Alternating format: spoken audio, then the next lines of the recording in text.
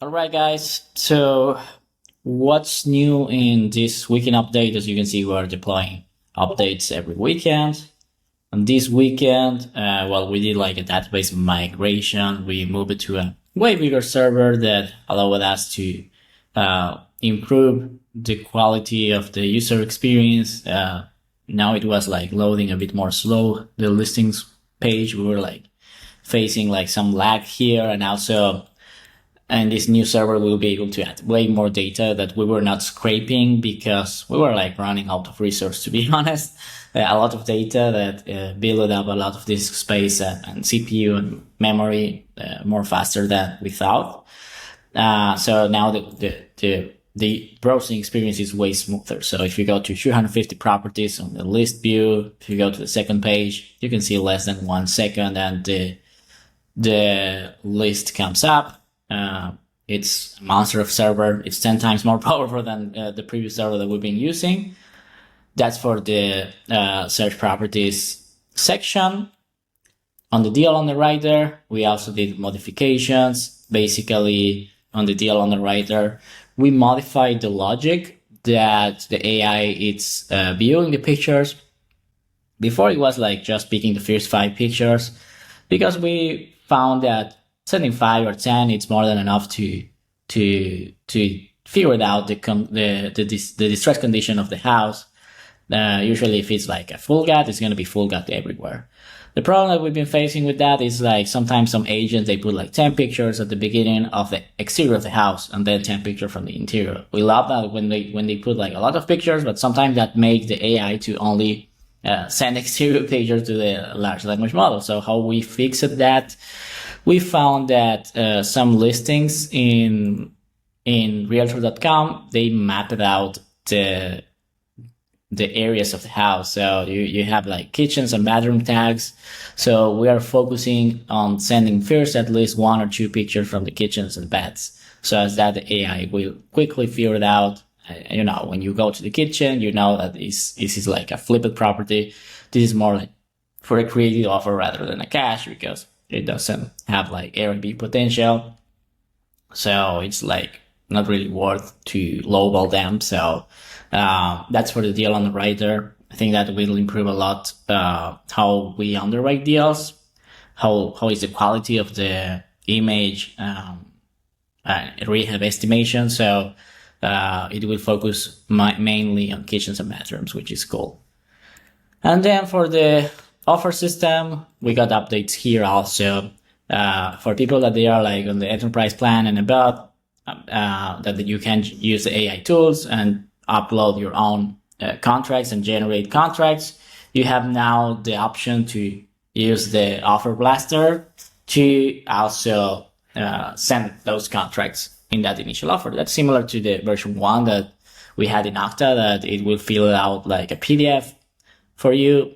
Just that now it's like a bit different because we're using AI to generate those PDF. Previously we've been using like docx documents that it were like a bit tricky to generate, and also they were like making a big queue and a long wait sometimes when it was like generated 500 contracts. So we fixed that bottleneck. Now you can send 200 properties, 200 contracts, and the AI will be able to generate those PDFs without creating this bottleneck.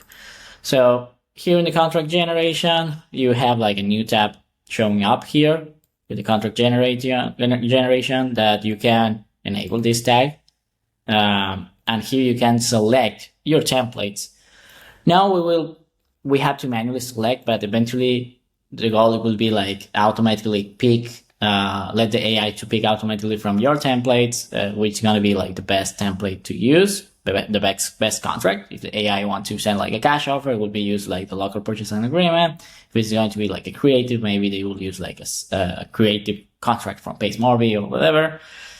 So right now you have to manually pick, and also you have to, the same additional instructions that you can send to the AI can be sent here to the AI tools. Also, it's sending like the investor breakdown and the offer breakdown. So it's sending the purchase price from the offer breakdown, so that the AI knows how much you have to offer. Then in the next step, you have new fields when you're sending like the contract generator when you have it enabled, go high level will not send the offer, or system will send the offer, so it will not trigger, will not be using that email action from the automation, because that email action don't allow dynamic attachments. We are like generating a dynamic contract PDF, and sadly, Go Ahead Level don't have the feature to trigger these actions. So here you can change the email subject, and our system will send that initial PDF, that initial email on behalf of you. So here in the email subject, you can tweak it. Also, you can tweak the sender name and sender email. Just because we are not using, like I already told you, the Go Ahead Level action. Regarding the email subject, I recommend to change the property address offer, because when you are sending PDFs, I found that if it's have the offer in a PDF, it will go to the promotions tab straight. It will not land in inbox. So it's like just I changed the subject to something, hey, regarding this property address, and they started landing in inbox for some reason, and not in the promotions tab of Gmail. So that's good. Then the SMS stays as it is, and that's it. So what's the next step that you want to do when you have like this new offer template? The system will automatically send the offer, will not go through the traditional automation, the Octave offers, but you can trigger like some kind of follow-up sequence. Also, notifying the agent that you just sent an offer. So I just create like a new workflow that when contact is created and have the tag generated offer, that means that our system already sent the email to the agent. I can just add to a workflow that it's named as follow-up sequence. Now, what happened when we don't have the tag generated offer? We are not using AI contracts. Then yes, we make Go Ahead Level send that first initial email. So here you can modify the subject of the email. You can put like the contract LOI email, and you can add like custom attachments here if you want, proof of funds or whatever. Also, you can add like a header and a footer about your offer, and then it will add to the follow-up sequence workflow. So that's the only change that you have to do to be able to generate AI contracts. If you want a copy of this workflow, just DM me, and I will make sure that this copy lands into your mailbox. Another thing that some people were struggling, that sometimes when an agent replied, the follow-up sequence were like continue sending follow-ups. So it looks like the first initial automation, it's not triggering, it's not removing all of them from the workflow,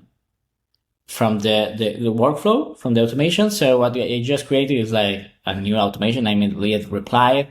When one customer replies, it add a tag, reply, and remove from all of the workflows. So that's solved the little issue that some people were having. That and also you can just put like update the opportunity status to connected. So it can remove all of the following up sequence that sometimes it triggers, and it continues sending the follow-up sequence, so with this you solve that bug. So that's pretty much it for today. We're continuously working on the product. Next weekend will be like more updates. I hope that you like this weekend updates, and well, thanks for being a customer from us.